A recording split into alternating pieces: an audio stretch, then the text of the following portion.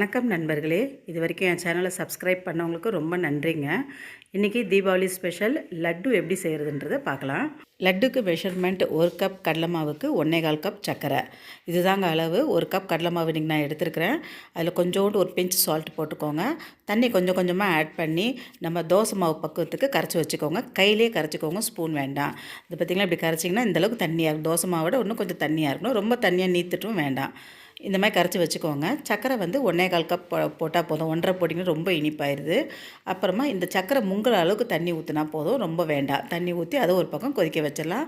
முந்திரி திராட்சை கொஞ்சம் வறுத்து வச்சுக்கோங்க. ஏலக்காய் உணிக்கி வச்சுக்கலாம். இப்போ எல்லாமே நான் ரெடி பண்ணி வச்சுட்டேன். பார்த்திங்களா, சர்க்கரை ஒரு பாகு ஒரு பக்கம் கொதிச்சிட்ருக்கு. இப்போ ஒரு கரண்டி மாவு எடுத்து, நம்ம அரிகரண்டி இருக்கு இல்லையா, அதில் இந்த கரைச்ச மாவை ஊற்றுங்க. ஊற்றினா இப்படி உருண்டை உருண்டையாக நல்லா பூந்தி பூந்தியாக வரும். எண்ணெய் நல்லா காயணும்.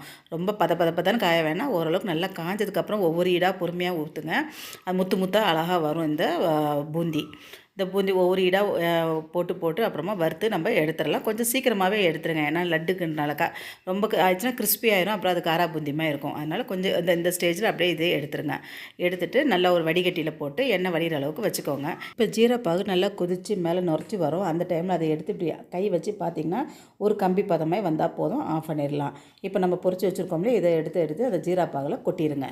நம்ம ஒவ்வொரு ஈடாக போட இந்த பூந்தி நல்லா ஊறி புசுன்னு வரும். நல்லா ஊறிட்டே இருக்கட்டும். அதில் கடைசியில் என்ன பண்ணுங்கள், அதை மத்து வச்சு இப்படி நல்லா இடித்து கொடுத்துக்கோங்க. இல்லை மிக்சியில் போட்டு ஒரு ஸ்டர் பண்ணலாம். ஆனால் மத்து வச்சு பண்ணிங்கன்னா இன்னும் கொஞ்சம் நல்லாயிருக்கும்.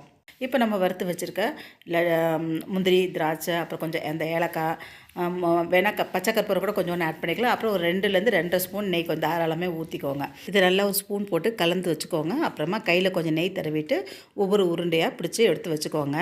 1 கப் கடலை மாவுக்கு எனக்கு ஒரு 12 லட்டு வந்துச்சு. நம்ம என்ன தான் கடையில் வாங்கினாலும் இந்த மாதிரி நம்ம கொஞ்சமாக போட்டு ஸ்வீட் செஞ்சு சாமிக்கு அது படைக்கும் போது அவ்வளோ சந்தோஷமாக இருக்கும். குழந்தைங்களுக்கும் நம்ம சுத்தமாக சுகாதாரமாக கொடுத்த மாதிரியும் திருப்தியாகவும் இருக்கும் இல்லையா. எனக்கு ஃபஸ்ட்டு ஈடு கொஞ்சம் முருகலாக வந்துச்சு. அதனால் அதை பூந்தியாக்கி எங்கள் பாப்பாவுக்கு கொடுத்துட்டேன். தீபாவளி ஸ்பெஷல் சிக்கன் 65 ஒன்று ஏற்கனவே லாங் வீடியோவாக போட்டிருக்கேன். டைம் கிடைக்கும் போது பாருங்கள், ரொம்ப நல்லாயிருக்கும். அடுத்த லாங் வீடியோ முறுக்கு அப்லோட் பண்ணுறேன், அதுவும் பாருங்கள் டைம் கிடைக்கும் போது. இந்த வீடியோ உங்களுக்கு பிடிச்சிருந்தா லைக் பண்ணுங்கள், ஷேர் பண்ணுங்கள், சப்ஸ்கிரைப் பண்ணுங்கள். And stay connected, and thanks for watching.